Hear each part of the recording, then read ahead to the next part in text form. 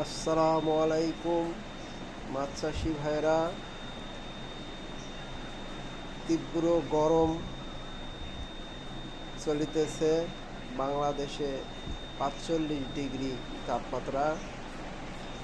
তো মাছ চাষি ভাইরা, আপনারা যারা প্রান্তিক খামারি এবং বাণিজ্যিক মৎস্য চাষ খামারি এবং প্রকৃতি নির্ভর মৎস্য চাষ এবং ক্ষুদ্র খামারি ভাইদের প্রতি আমার ছোট্ট একটি কথা।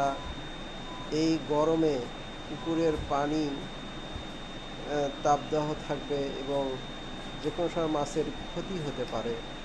এই জন্য পুকুরে কোনো প্রকার রাসায়নিক সার এই মুহূর্তে ব্যবহার করবেন না। পুকুরে কোনো প্রকার কীটনাশক এবং গোবর এবং মুরগির লিটার পুকুরে দিবেন না। খুব সাবধান। পুকুরের পানি তারতম্য ঠিক রাখার জন্য ভালোভাবে পর্যবেক্ষণ করবেন।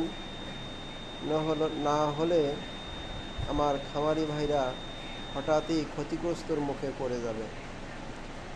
প্রচণ্ড গরম। তো বন্ধুরা, ভালো থাকবেন।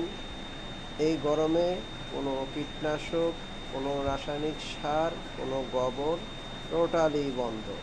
এগুলো ব্যবহার করলে আপনারা আমার সাথে যোগাযোগ করতে পারবেন না। ক্লিয়ার? ধন্যবাদ, ভালো থাকবেন।